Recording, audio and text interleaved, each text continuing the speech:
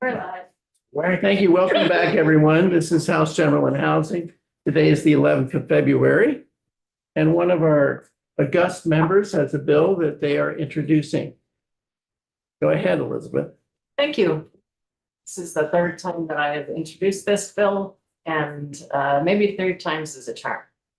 I'm introducing today H 861, which is the asks for the creation of an ADA, Americans with Disabilities Act coordinator position.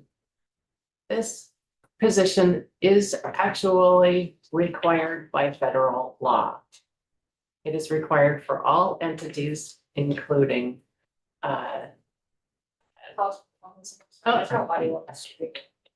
Sorry about that. Also, say your name again when we come back up. okay. There's still video. I won't be faces then. Mary? I'm clearly gonna be late for our speaker. Okay, yes, I will. Okay, we're good? You tell something. All right. That's okay. Elizabeth, we're back. Audio is fine. Hello, my name is Representative Elizabeth Brooke. You don't have to start, it was just on for the back. But she didn't say her name. Go ahead. Hello, my name is Representative Elizabeth Burrows. You may know me as the representative of Windsor One. That's Heartland, West Windsor, and Windsor.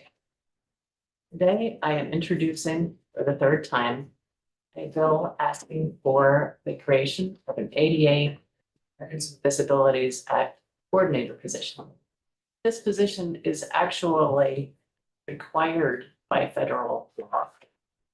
The Americans with Disabilities Act Title II. Any public entity with 50 or more employees must designate at least one employee to coordinate ADA compliance. And such entity must also adopt and publish grievance procedures. Vermont, as a state government, has thousands of employees. It also operates dozens of agencies, courts, corrections facilities, schools, and programs. So this is not actually optional or symbolic. Without a coordinator, agencies apply ADA standards inconsistently, and the state cannot show good faith compliance if it is challenged. Vermont's statutes are decentralized in a way that the ADA does not allow. It delegates accessibility to local discretion, which is not allowed. It uses statutory silence instead of affirming ADA mandates. An ADA coordinator is necessary to resolve conflicts between local ordinances, state statutes, and federal ADA requirements, which evolve over time. Currently, our state law confirms the Americans with Disabilities Act rules only up until the year 2013. And obviously there have been changes in the rules made since 2013, but our state law does not adhere to those. An ADA coordinator could issue uniform interpretations across agencies. It could prevent state actors from relying on Vermont statutes that are preempted by the Americans with Disabilities Act. Without coordination, agencies may comply with state law while violating federal law, which is exactly why the ADA was designed in the first place. Program access should not be managed agency by agency. The ADA Title II is not just about building access, it is actually also about program access, including courts, elections, benefits administration, emergency management, corrections, licensing, and digital services. An ADA coordinator is the only position able to see systemic failures. These repeated accommodation breakdown, track repeated accommodation breakdowns, fix problems before they become litigation, and advise on full government policy. Without an ADA coordinator, people with disabilities bounce between offices. staff deny accommodations out of either ignorance of full ADA requirements or because state statute doesn't require it. With an ADA coordinator, staff training on the supremacy of the Americans with Disabilities Act. An ADA coordinator could provide training on the supremacy of the Americans with Disabilities Act. They could stop unlawful denials before they occur. And they could ensure that Vermont does not rely on outdated or underprotective statutes. Vermont's size, rural character, and demographics make an ADA coordinator more and not less necessary because Vermont is resource constrained and small.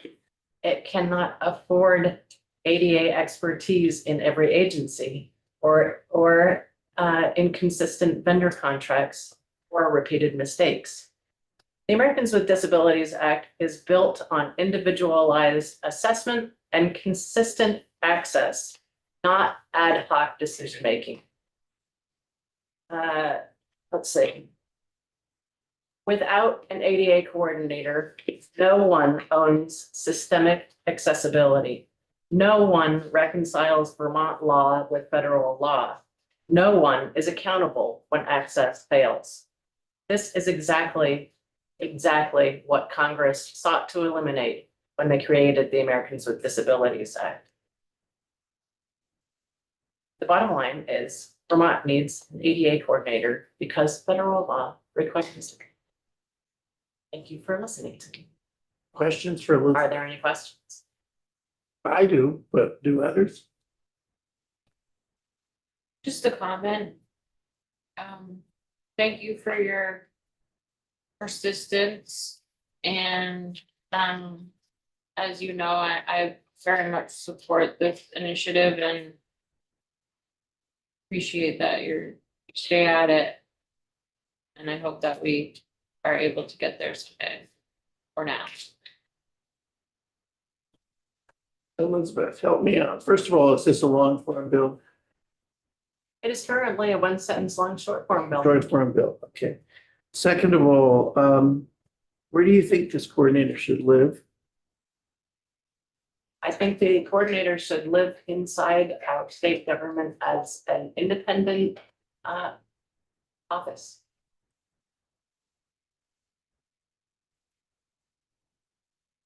So there would need an appropriation for it's one FTE. I think it needs supporters, just one straight FTE would do it. I really don't know. I guess it depends on what we would do with it. I do think that, in fact, I know that there are suggestions for the position. There are most states have an ADA coordinator role because it is required by the federal government. So we have lots of models out there for what the position would entail. You say this is the third time you've introduced this. Yep. Was it always sent here or was it sent to Human Services somehow? It's always been sent here. Okay. Is that, you think where it should be? Here? Yeah, Yes, I do. because it's accessibility. Is it because it's accessibility, because it's employment, because it is. It's not just accessibility, but it's also civil and human rights, which our committee, it's a right.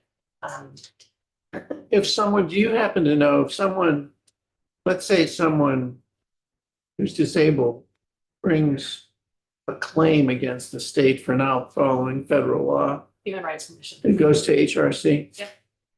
And really, in the disability community, it is often said that the only reason that somebody hasn't brought a massive lawsuit is because our state keeps people with disabilities so poor that they couldn't afford it. Thank you. Thank you. Maybe third time's a charm. Maybe. I have hope. Question, other states, where is their position, housed? And like, would it be suitable for like the governor's cabinet or something? Well, it's hard to say when, in others, it's independent in the other states. Would it be a governor's cabinet position? I mean, every state is really structured very differently. So I don't know. But when I have done research on disability related bills, for example, this year, I was really shocked by the number of times our state statute requires a representative of people with disabilities be included on a board, and that position is never filled. Or there is a requirement on many boards that a person with lived experience, a person who has a disability, be included on a board. Gubernatorial appointment, never, ever filled. And it goes on and on and on. And the impact of that is that people, regardless of what the statute says, people with disabilities get left out of decision-making about themselves constantly and consistently. And it surprised me the number of times today in the press conference and other conversations, when I heard about Vermont Center for Independent Living, Dale, and all these different agencies and the housing, where we don't have any kind of coordination between services. And it actually is exactly why we have the ADA in the first place. Like when we don't have one person or one entity who can prevent people with disabilities from being bounced around from agency to agency when it's not necessary. And it winds up costing the state money because it takes up all these the time of these different agencies instead of having one centralized thing. It winds up costing the state money when we lawmakers don't pass laws that people with disabilities are included in. It costs us time and money when we create programs without including people with disabilities. And then we get to the execution of the program, and then the cost of actually backfilling instead of including somebody in the first place, it costs our state money and time. When we have towns, when we have the Vermont League of Cities and Towns providing this information or bad information to towns,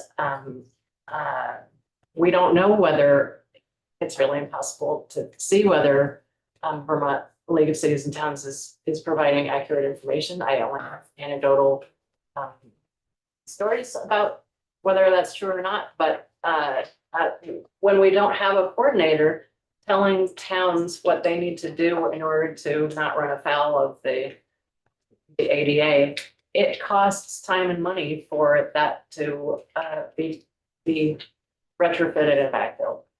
Thank you. You know, yeah, but we've got I know, 25 but- minutes to do our next thing. so- Okay, real quick, as I'm sitting here, and I think I've said this before, I'm getting more and more angry, and it is shameful and embarrassing, to not mince words, that this is still a discussion actually, and that we really, I mean, it's sickening, and especially today, being aware and hearing all these stories, and like, this is such a minimal ask to just be in compliance. Well, if we want to do something with this, we're gonna have to turn a short-term bill into a long-term bill. And I assume it's Sophie is the We'll talk about that. ledge count, I was just, Not sure. I assume, but I don't know. We'd have to we'll find out. We want to, if the committee's desire, we'll bring her in here. Go ahead, we'll talk about it. Thank you. Yep. Okay, Karen, we're gonna come back now. For discussion at least. We could vote. I don't know if we will be able to, with Cameron, you want to come up? We're gonna, at this point, return to the manufactured home and limited equity co-ops bill, which we were having markup a discussion. And as I remember, we had gotten most of the way through the bill, but the outstanding discussion that was going on, to refresh everyone's memory, was that at the end of the bill, there is an exemption from property tax for the property owned by the limited equity co-op manufactured home community, not the buildings. I mean, not the box, the single wides and double wides. And I left it with my co-author on this bill to discuss what we wanted to do about this. And I gathered he might have had conversations with council. And so how would you, Gail, how should we proceed? So I'd like to have a little bit more discussion about it with the committee. Okay, And if they have more questions or comments, see where they stand. And then decide how we'll move forward with it. right. But I also thought we didn't wrap up as far as the subleasing.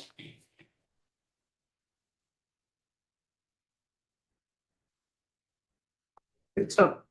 Oh, yeah. Making them whole and the amount, is that what the conversation? Right, the last that I remember is we were talking about that the HUD fair market value, rent. But the only comment I have to that is my assumption was HUD fair market meant for low. It is below fair market value. It's not as low as low and mod low, but it's not actual market, it's below market. So originally, when I had my first meeting with Cameron, I had asked about a 50% AMI. I would like to present that as a number to the committee, rather than it just saying fair market HUD rent. Okay. So just to contextualize this again, remember everyone, both state law and articles of incorporation of many of these co-ops either prohibit subleasing outright because it's for residences. It's also for low, it's to Yeah. keep stable. Keep stable, low and moderate in the community. Or if they allow it, there's this somewhat strange provision that says you can sublease, but you can only sublease for what you pay in ground rent, plus 10%. And ground rent may be much, much less than the market value. And I'll stop there and ask you to. So this particular bill simply sort of says it grandfathers people who, all the limited equity co-ops that exist and have their articles of incorporation before the date of the bill. And it just says you can keep subleasing, but it does change the amount. And we're about to hear a change to the change. And then it says after that, new limited equity co-ops would have to adhere to the general rule, which is no sublease. So what would you like to do, Gail? You want to describe what you would like to do here? You'd like to change our bill. Yeah, go ahead. I would like to propose changing that language that subletting is permitted. Under hardship, the board would make that decision and the homeowner could only charge HUD market value at 50% AMI. You have a comment, Council? You look definitely meaningful here. For the record, Cameron Wood, Office of Legislative Counsel. I think we would just need to pencil out what you're thinking. Are you saying fair market rent is a thing, and you're saying you would want to limit it to 50% of fair market rent? Or Define it as, you wouldn't use fair market rent. You wouldn't use the words fair market. You just get rid of that and say at or below 50% of AMI. HUD, It wouldn't have anything to do with HUD anymore. one, HUD fair market rent. HUD fair market rent, you could do that, I take it back. HUD fair market rent is a number, okay? What do you want to make it, half of that? That's not the same as AMI. AMI is a state number that is varies by county. And it has nothing to do with HUD or HUD's numbers. It's a state number. And when we say 50% of AMI, it depends on the family size, it varies by family size, et cetera, and it's 50%. If that's what you want, leave HUD out of it. Just say 50% of AMI. If you want to use HUD's number, then you got to use HUD's number. So Yeah, I think what's happening is that one approach would be, what's the value of the property? The other, which would be HUD market rate. The other is, what's the income of the person who owns the property? So those are the two ways of approaching keeping something affordable. What makes most sense? looking at the income. Okay, so then you want to go with average median income, Okay, don't bother AMI. with HUD. not the value of the property. Okay. Okay, is that helpful? Yes. So that's going to have to be worked out by you, right? but yeah, Okay, and the committee, what are your thoughts? My only point would be that now you're missing the part of that you still have lot rent. okay. So if I own the box, yeah, there's still not AMI rent.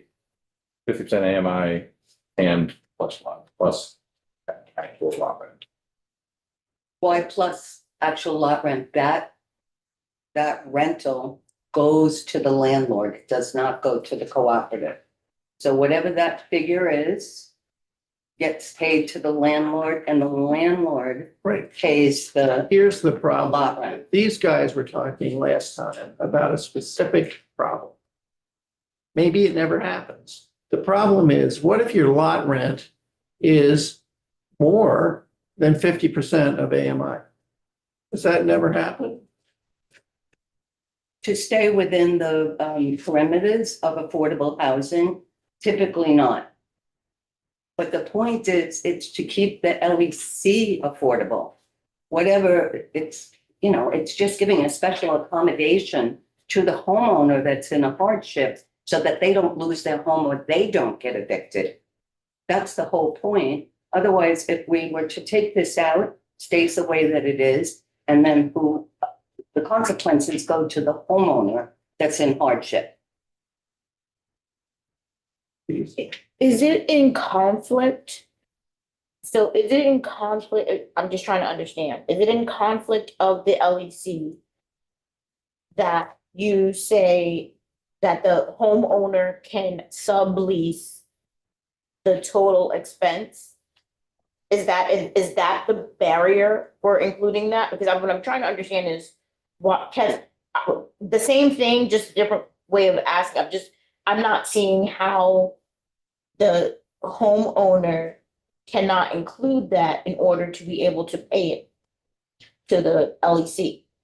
So let me jump in. I'm gonna share my screen and we're gonna go back to the Cooperative Housing Ownership Act.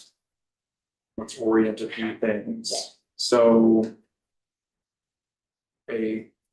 before you look at what's on the page, a cooperative housing corporation is a business structure where the members of that organization, the shareholders, if you will, the structure is intended to be the shareholders live in a communal housing certain instance, right? So could be a manufactured home community where people live in their own manufactured home. It could be an apartment building where people live in different units. Could be any, I imagine it could be a 4-bedroom home that, has been zoned for multifamily dwelling and, multiple people live in it. There are restrictions on the leasing of the units because of the intended purpose of the business entity to begin with. It's not intended or designed to be a circumstance where you as members are leasing out your units. And making a profit. The organization structure is intended to be of members of the corporation. So that's why there's a separate limitation that says 80% of the units have to be lived in by members. So you can only, depending on the total number of units, only 20% of them can be subleased out at any given moment. There's a separate limitation that says you can only sublease out for 1 year at a time. Because again, the intended purpose here is it's for members only who are members of the corporation that live here. Separate from that, you have the limited equity cooperative model, which is intended to serve low and moderate income individuals. And that is defined as low income individuals who are at 80% of AMI and moderate income individuals who are at 100% of AMI. So since you have this subset, this limited equity cooperative that is intended to be for low and moderate income people, there is an additional limitation on what you can rent if you have to sublease. So that is this subdivision 7 here at the bottom, which says that your articles of incorporation, your corporate charter, shall require that no sublease shall provide for monthly payments in excess of 110% of the monthly payment of the unit. This is the kind of key provision that, was initially being amended. The challenge here is there are multiple different scenarios we started to talk about last time. In some LECs, manufactured home communities, the individual owns their home. And so they may have some sort of additional obligations on top of their proprietary lease costs, their membership costs. Separate models, that may not exist at all. In separate models, you don't actually own anything. You only own the lease, the right to live in the unit. So the monthly proprietary lease cost in that situation may be entirely different than the circumstance that I talked about in the beginning. In the beginning, you own the mobile home. Your proprietary lease says you get this lot. So your lot rent in that instance, the proprietary lease cost may be a few $100. So, right? And so separately, you could have a separate situation where the person, as we talked about last time, where the person has the right to live in a unit of could be a condo association, could be an apartment building. Maybe your proprietary lease cost is $1,000 a month. It all depends on the circumstance. And so what this section says is whatever that proprietary lease cost is, you can only sublease it for that plus 10%.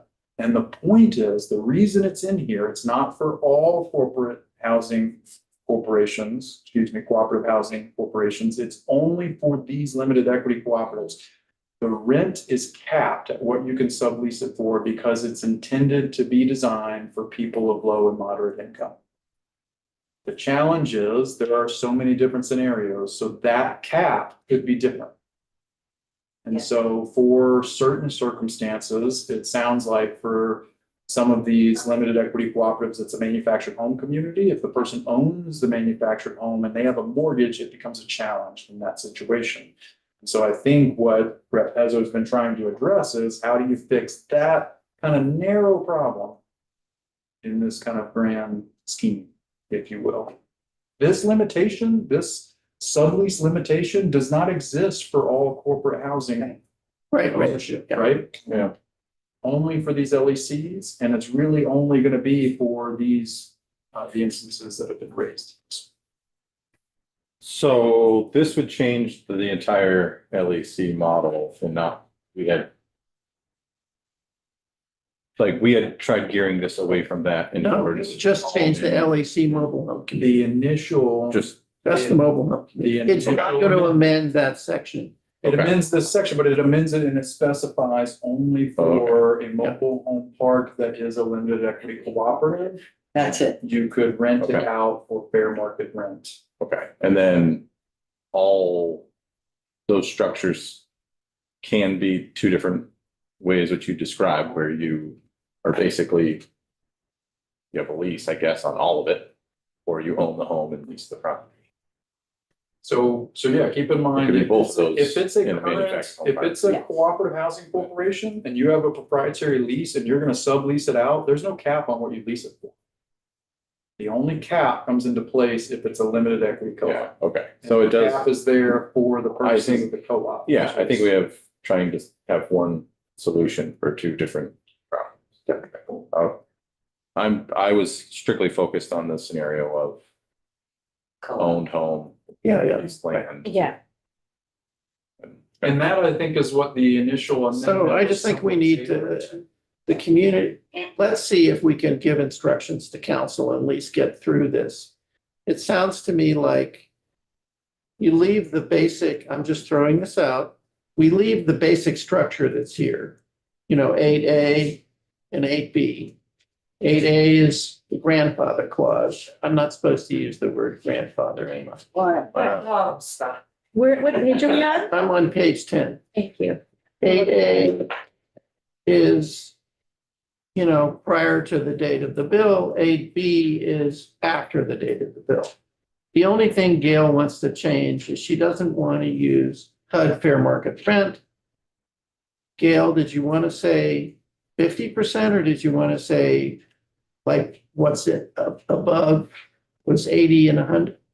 Was, It's low income is 80, moderate income is yeah, 100. did you want to say 80% low income? I think that makes sense. I'm just trying to achieve that under these circumstances, that the person who owns the home would be able to pay their lot rent and their taxes, so they wouldn't get evicted. That's all I'm trying to. Right, okay. And the only concern is, and I'm hearing you say it's just lot rent isn't that much. There's this worry that someone would get It's all screwed. relative. Yeah, Yeah. $550 to someone who has $1,200 a month coming in is a lot of money. So if they had a hardship and they had to leave the state to take care of someone, that's all they've got, and they still have to pay, just so they can pay their lot rent and pay their taxes, so they wouldn't lose their home. okay, are people comfortable with this? The only question I just have is I don't like, we're using terms and not the potential numbers. And so for me to try to understand which is a better value for the person who would be subleasing, I don't want to like say the wrong thing. And I get a little confused if we're talking about fair market value, HUD fair market value, 80% of AMI. Do we know like which one would be a potential? I mean, and you can't because they're all different costs. So, I mean, how do you decide which one is gonna give them the best? Is it 80% AMI is gonna give them a better outcome? Or fair market value? I'm jumping in. Please. I can't, doesn't make sense to me to tie it to the person's income level, because that doesn't have any relation to the lot value. It's gotta be based on the lot value, not your It's- average it's- median it's income. Based on the LEC though, so that I just wanna like, you know, I'm just trying to pick, if you're gonna. We're talking about the renter, we're talking about the subleasee, Yeah. right? So regardless of the subleasee, are you trying to make sure that you limit the kind of subleasee to a person of low income? Or are you talking about how much that person will pay for their sublease? Both. I want to limit because who So lives those there are two needs to be different- of a certain income level. And so that that homeowner does not charge them more than what would be low to moderate income. So it's Doesn't gouge them. Issues. Right. So with the LEC, or is it in the bill here somewhere, do they already have a definition of what that income level is? Low to moderate? In the. In the bill, how low, well, yes, If it's already defined. yeah, it's 80% and 100% respectively. Okay. Use the same numbers for the sublessee as for the original tenant. Doesn't make any sense. to That would be go HUD, for- wouldn't that be? No, It would be. that has nothing to do with it. Okay. It would be, it would just be, you just say, rent to a person of low or moderate income. Right, but she's also trying to get to the level of rent, and that we do need to tie to HUD. Right. Okay, The renter, the kind of renter, and how much rent can be asked. so can do be people charged. feel comfortable with the So, yeah, idea of our council redrafting this to say that the renter should be low mod, and that the amount is HUD fair market value? Yes, because if that's affordable for the original owner. Yeah. Renter, Yes. whatever, It should be it consistent. should be, it should be affordable. for That's the- exactly the language. Okay, okay, Plus so you 10%. have That instructions gives them there. enough income to cover Plus 10%. mortgage, lot rent. Excuse me for pushing, but we're, okay, now we have. Just not really the LEC Okay. business. We have one remaining issue, which we are not gonna. We have one remaining issue on this, which we're not gonna get to today, but will you give us a preview of what do you want to do about, or do you not know what you want to do about the section that doesn't apply to LECs, it applies to everybody at the end of the bill that says real property owned by the mobile home limited equity cooperator is used in this term shall be is exempt from property. What did you mean it doesn't apply to LECs? That's. It applies to everybody. Page are we on? Oh, it does. Excuse me. I'm sorry. I take it back. Yes. Okay, It's the, so the only thing, as far as if there's no time for more discussion, I would like to, you have a suggestion? Do you want me to jump in? Yes, here? jump in. So I've had some conversations with Rep. Puzzo. So this is about the end of the bill or towards the last sections of the bill where it is addressing the taxes owed for a manufactured home community limited equity cooperative.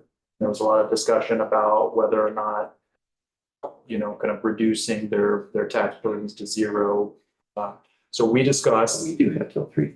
Yes. Okay. Go on. Okay, so Okay.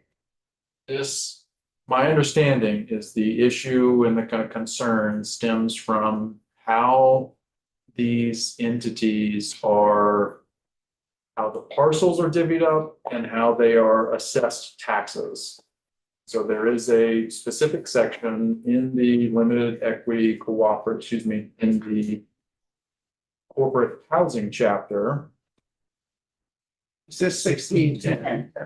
right? Can you explain it? I mean, I don't know what the hell it means. I'm gonna do my best. This is out of my portfolio area. What my understanding of reading this section is that it says for a mobile home limited equity cooperative. So just keep the population that we're talking about in mind, only manufactured home community limited equity cooperatives, okay? The individual who is under a proprietary lease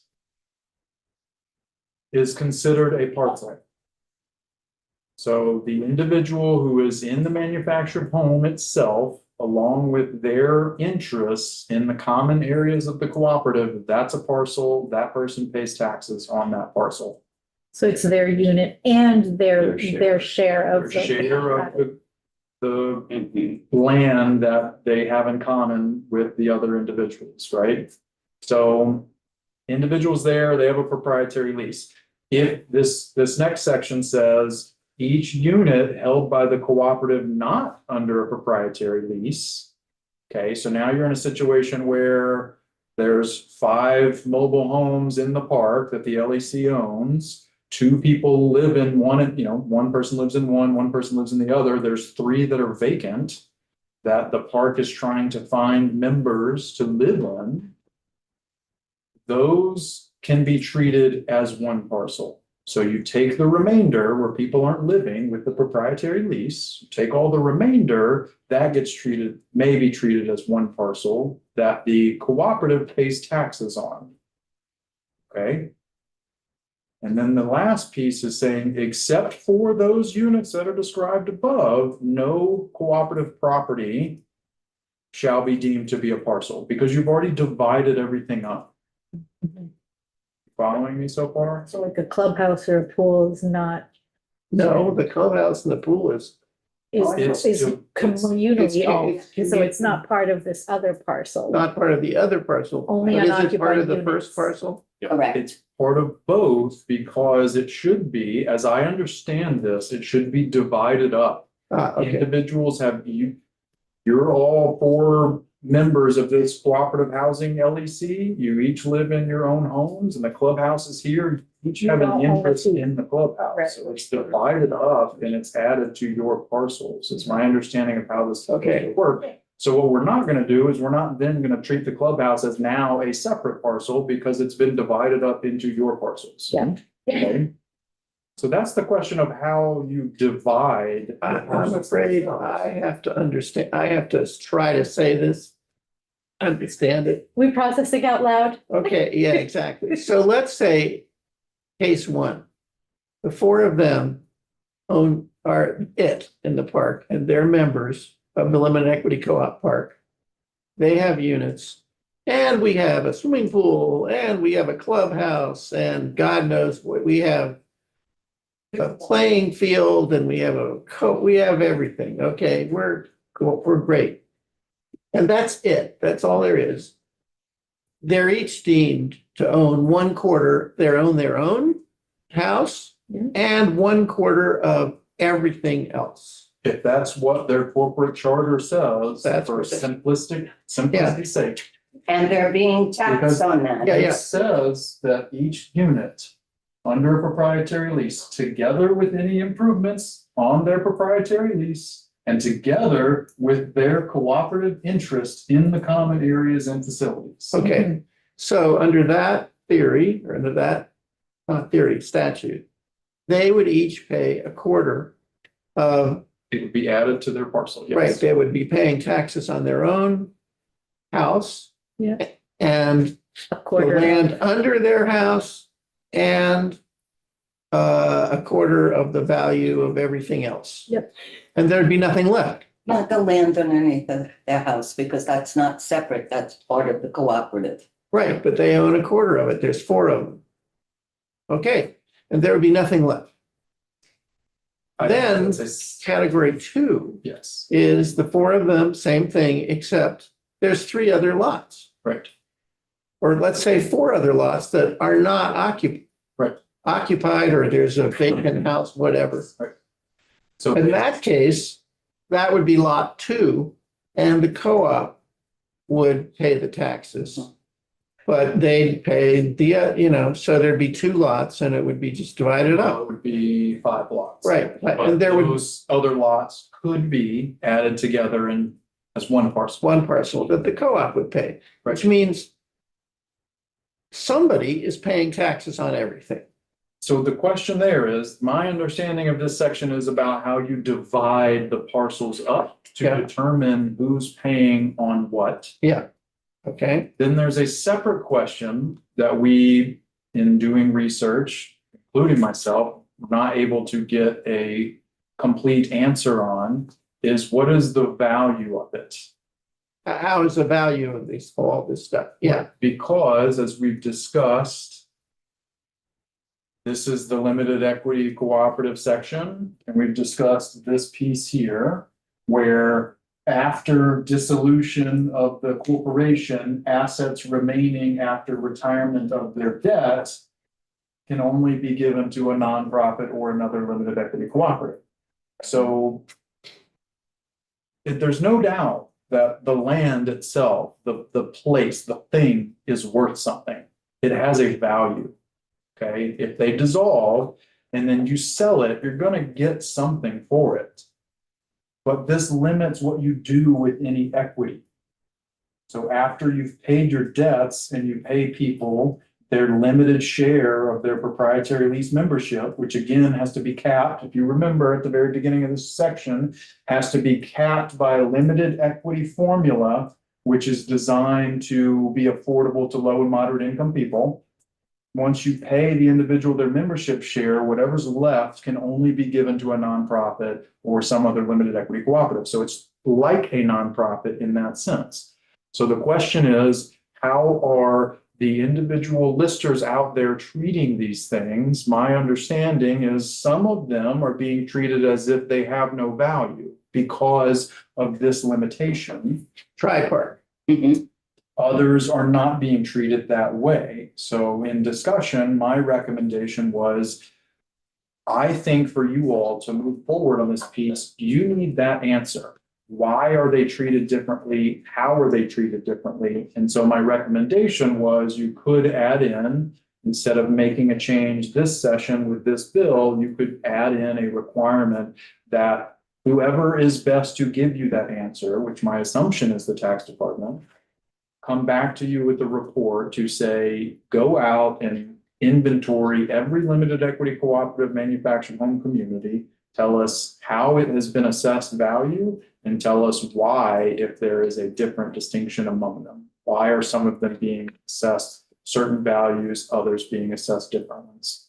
That would give you some information to be able to inform. And even you could ask them for a proposal. Because remember, I had one, just to report, I had a conversation with Ways and Means, not whole committee, just their vice chair, their ranking member, Charlie.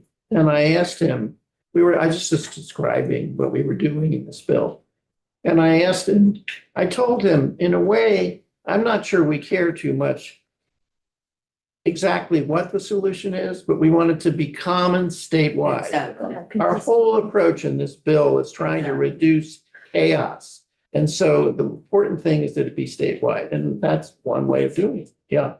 So to that point of consistency, don't we also, the limited equity, like housing trusts, like Champlain Housing Trust, when they have a limited equity building, That's a different. multi-unit, but there must be a consistent way that they get valued, assessed, and so maybe that is I must say, I a like the, parallel. I think it's a percentage.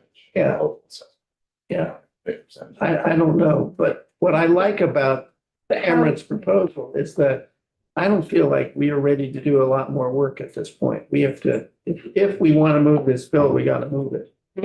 And I think the idea of saying to the tax department, do the investigation and develop a uniform approach But do to, we approve what they develop?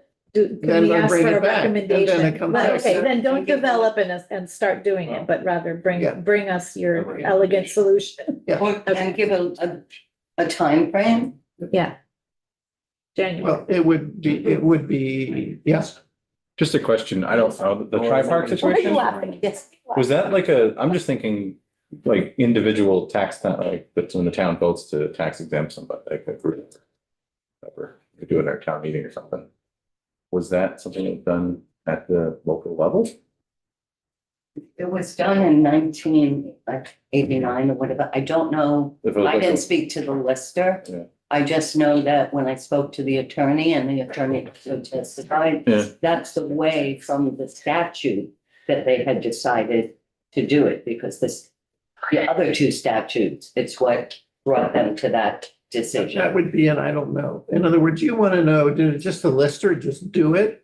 And it's Yes. always done that way, or did the town actually decide something that they just? Yeah, it was across the town and they. There was an agreement made between them, and they're not alive anymore, but this particular current lister and the attorney for Tri-Park said that there was an agreement made. Right, but we don't. That's all we know. That's all I know. So how do people feel about asking for a report back? I would say make it by November 15th, because people, this was my experience this year. I was working on this stuff a lot of stuff over the summer. And in the fall, particularly in the fall, and you don't want your report due in January because then we're already in session. So you want to do sometime like November 5th, either before or after Thanksgiving, November 15th or December 1. How do people feel about that solution? I prefer it just to do an accurate study. We don't have time to do an accurate study right now. Didn't hear what you said. I didn't hear what you said. I don't think we Yeah, have time to it do is. that, a thorough enough study of the questions, put it in the bill right now. Okay, so Cameron, would you be willing to come back to us with a final version of this bill and then we can just decide whether we want to support it or not? It could be that none of us are back here anyway. Is that a threat? Is that a threat? Let me tell you, I don't want another committee and think I'm running again and God, then I. May I just run through something real quick? Yeah. With you all, just because it's posted. What is, yeah, so I shared with Miriam just a bit ago, a draft 2.1 of the amendment, and since it's posted, I just want you all to be aware of it and what's there. And then I'm gonna make these changes, so you'll have a 3.1, so just, Okay. this should take 60 seconds. I still have questions about that. Okay, yeah, I got a chance to ask. Oh, yeah. No, just no, not this part. I'm still just, Vote for it. The sublease? the sublease thing, I still am not, I'm either don't agree with it or don't fully understand it, so. Okay. One of the two. Either I understand it and don't agree with it, or You don't understand it. maybe I'm getting something incorrect. I think, Okay, I think I know what your concern Thank you. is, and I don't. Let's not assume. Yeah, but anyway, Yeah. So very quickly, and then we should have time for questions. This is in the section, I think it's 2604 of the just dealing with manufactured homes and the sale of manufactured homes. This isn't about LECs. I've added in here, so if you recall, we wanted to strike on both the warranty deeds and the quitclaim deeds substantially the following form. So I've added language to say that the deed may take the following form, and then I've just unstruck everything that was there. So all that's highlighted is what the form is. And then the only other change that I made, and I apologize for the scroll, but I added in, it's not in draft 1.1 that we just looked at. All the way at the end, just the authority for the Secretary of State to address certain limited equity cooperative registration at the request of the limited equity cooperative, so they would not be doing anything unilaterally without being requested to do so. That was the discussion that you all had, and I just hadn't had a chance to include it in the first draft, so it's here. Those are the only changes, so we did get an email from Rachel. Mhm. Rachel, Raechel From each Cloud. place. Let me just, I haven't, it just came in today. Did you get it? Yeah, I haven't read it yet. I saw that she sent it. Hold on a minute. I spoke to her. Yeah, what's her problem? Does she have a problem? No, I think it had something to do with language or adding something. I don't want to assume without reading it. Well, how do we want to handle that? So I guess we're just gonna have to, I haven't read it yet. you can share it with, if you would like to include it in the next draft. Yeah. And I know this is a concern for the committee that it's East Rise, but I have been speaking to New Hampshire. The fact is, there's not too many banks that will lend. So because East Rise has offered to give us information. Other than that, I think there's two other. Why don't I do that? Why don't I will share the email with council. And if it's a minor change, we'll include it in the draft for your consideration. If it's a Mhm. major change, we'll bring it up, but otherwise we won't. Okay? Mhm. Now, Joe, do you want to try to articulate your concern? I think I know what it is, but I'll let you say. Yeah, so I'm just, the entire purpose of being able to sublease is for a hardship, right? Yes. That's the only To get reason, permitted, that's the that's the only. only reason is that That's you're having the a only hardship, reason. right? Yes. And I see them as having. Correct me if I'm wrong, you could have three major payments. You have your lot cost, you have a mortgage, Mhm, and you have then your taxes on your unit. mhm. Well, the only thing we're telling them that they're allowed to charge somebody is 80% AMI on that unit, Or which not changing this and they wouldn't be able to sublet at all. I know, I'm just saying that like we're trying to help somebody in a hardship and then we're like, now you only lose 500 a month. Well, we're keeping. You're welcome. But- It just seems like we're capping, I agree with you. I don't want it to be a profit thing, Right. but like, can they break even? So the LEC is only looking at keeping the, protecting the LEC for, Well, you're protecting that status. member is what you're doing. you're also protecting the LEC so there's not a vacancy and so that they don't lose their home. So if they're able to pay their lot rent and they're able to pay, and I don't care about the amount of money, I really care that they're not, the person subleasing is not gouged. Yeah. So if they come before the board and they have some kind of a hardship and it's a temporary situation, Yeah. then the board is going to allow it. The law is going to say how much they're permitted to charge. So if you allowed market rate for that lot, is the LEC in trouble? Because now it's no longer. Are there maximums that can be charged? It needs to stay between low and moderate. So let's just say for argument's sake, Low and moderate what? income, no, low and moderate, affordable housing income. So if you don't if you don't set a cap on how much you can charge.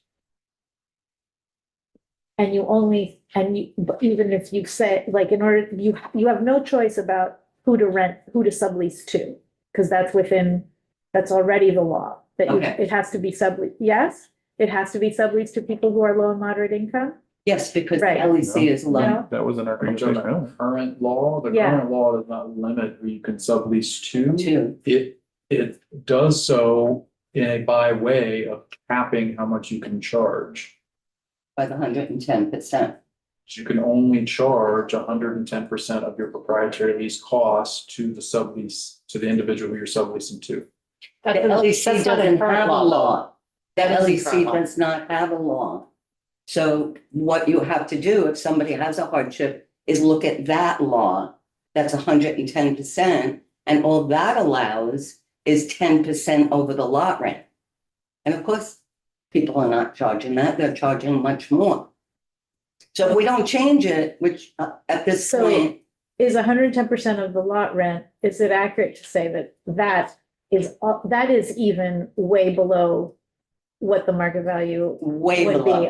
be? Like, we're already increasing Oh, the yeah. standard. Right, By yes, a lot. absolutely. It depends on the limited equity cooperative. How is that? Just, you mean the lot rent could be really high? That's what I'm saying. Depends. For the limit, this 110% cap applies to all limited equity cooperatives, not just those that are a manufactured home community. Right. So for some of them, the individuals own their home. And so if you're only having to pay essentially a lot rent, if your proprietary lease charge is essentially a lot rent, I agree with you, Rep. Pezzo, could mean a lot of money to some people, but it could be a few $100s versus a separate limited equity cooperative where you're paying significantly more because it's a different type of housing arrangement. But aren't we specifying that this is for manufactured housing LECs? Yes, but I'm Yeah. trying to make sure you understand what the current, you're talking about current statute, what is current law? Okay. Oh, It's gotcha. capped at 110%. Right, that's for all That's only for your lot cooperatives. rent. That's not that much. It depends on the LLC. You see, I think, first of all, two things. One, Well, first of all, before I even start, Joe, Says he still doesn't like it. okay, great. And here we go. The first, I'm only doing this because I think Joe's onto a problem that I think it's there.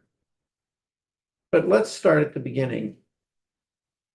In a lot of limited equity co-ops, if I'm in a building that's a limited equity co-op, there is no such thing as lot rent. I pay rent. Right. And the rent is, it's set, it's got to be set so that I can be there as a low and or moderate income person. But that's my rent, okay? So let's say I'm essentially paying for the whole value of my unit. Because I'm renting it, okay, adjusted for what 30% of my income is at 100% of AMI or something like that. That's what I'm paying. The problem that we're dealing with here is this weird situation where the limited equity co-op is not a building with the rent paying for your whole unit. It's a mobile home where it's split in two. You are paying only ground rent. And you're paying the bank for your mortgage on your unit. It's a unique problem that doesn't exist. And that's why the 110%, the intention of the 110% was to allow people to recover their whole rent plus 10% of extra.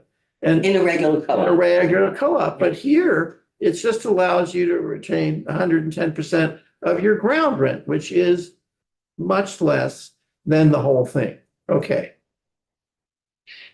I think the problem, I don't think it's probably hazardous to try to climb into Joe's mind, but I think Depends on the day. yeah, it depends on the day. Well, I won't even ask what it is on a Wednesday. A problem is this. If we're going to allow someone to rent at all, whether it's hardship or whether it's because it's an existing co-op, and we're going to reset the 110% to something, don't we want to reset it such that they don't lose having to pay ground rent plus a mortgage, that I can at least recover that. I can recover when I rent it out, my ground rent and my mortgage. So I don't lose money subletting it.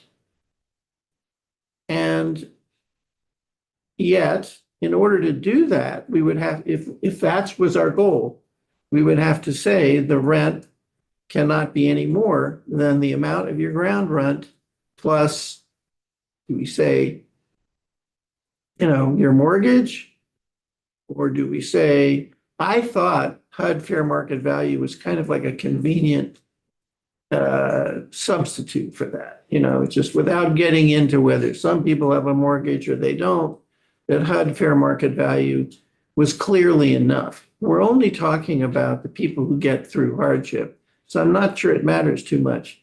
But the concern is, whatever we do, I think what's being alluded to should be enough to allow people to cover their cost, which is the market, the ground rent and the rent of the box, whatever. And so the question is, how much What do you mean by ground rent and Ground- box? the ground rent is Your co-op membership your fees. lease, your monthly lease to the co-op. The lot rent. The That's lot what the rent, lot yeah, is. yeah, well, the lot rent. So it should be enough to cover your lot rent and Taxes. your lot rent and the value of this box that you are renting out. You are not just renting out the That's the same as any ground, co-op. you are renting out the ground and the box. Isn't that the same as any co-op? No, Why? Wait, because in other co-ops, You still have to pay for- 100%, your lot rent is everything. There is no Right. separation between, You still have to pay for the common areas, The but common that's, yes, areas. but your There's still rent, ownership of the building in But an I area where. suspect the answer is it's a much bigger number. You are paying a much bigger number in a building than you are in a limited home equity Yeah. co-op because you're paying for your entire unit. Whereas in this case, you aren't paying for a unit. You're just paying the lot rent, which is, so the question is, how do you value the box for purposes of rental? One way to do it is just set fair market value. Another way, okay, but there's gotta be some, I think that's the problem. You might own your home and so you would be making money if you said fair market value, if you don't owe a mortgage anymore. Yeah, but we So- don't, how are you want to get into each, you want to specify if you own a mortgage, then you get to include the No, but mortgage. that's why I think it says costs. Okay, So this is already a process, Yeah. right? Like the scenario here isn't like, this is an automatic, you're in, you're out. Right. Like, there's a whole evaluation process, qualification process. We're asking for people to prove their incomes. So the owner who is trying to sublease would have to tell the co-op, this is how much I owe each month. This is what my expenses are for maintaining this property. And so can we not just tie it to costs, blah? But don't they have to prove they have a hardship in order? They have to prove they have a hardship and Yeah, so right. they should prove how much they spend. If we leave it as it is. Does that make which sense? I'm fine if the committee would agree to leave it as it is. It doesn't solve the problem at all. which way there's two proposals, one to leave it at fair market value. The other is to say you can rent it out at cost. Renting out of cost. I think that would does that address your concern, Joe? I mean, it kind of gets us there. It's like, but I think it's going to be a very hard to cover with one blanket thing, because like, really, I guess. And Because if you don't have a mortgage, then it's not a hardship to Yeah, pay the exactly. mortgage, That's- so that's you're why it renting should it for a be lot cost. less because. That's why it should say cost. And if it says cost and it's hardship, that gives your, I just want the person having a hardship to be able to at least just break even. yeah, right, that's what you want to That's it. do. Right, that's why I don't it's want you cost. making money, I don't want you losing Okay, money. redraft as cost and you can think about how you want it. Okay? He doesn't look happy. Now I'm worried. It's delighted. You guys. Delighted not No, to this see is it. the policy decision Okay. you all make, not- Okay, you know what? As long as I have direction. I think he has direction and I think we bring it back. We'll calendar it. Okay. Can I just add cost? And obviously the person has to prove their income, like the lessee would have to Yeah, they have to prove that they demonstrate. are qualified. Right, but putting that in there because there's people that they may work off the books, so they don't have something to prove their income, the renter. That's the problem. That's a problem for that, You know, that's the problem. Okay. If you're trying to Yeah. protect the elderly Yeah. status, But the person who's responsible is the homeowner. Only they are responsible for the lot rent and the taxes. The subleasing is not. yeah, The whole idea is just to make it so that that landlord wasn't going to gouge. yeah. But you don't want this to become a vehicle for somebody who could pay more. No, absolutely. not. Okay, Gail. I'm sorry. I have very Yes. little faith in humanity today, apparently. Yes. Okay, you have your instructions. We resolved everything. Love it. I trust you. And now we are adjourned until tomorrow at what time? Okay. 9 a.m. Oh my God.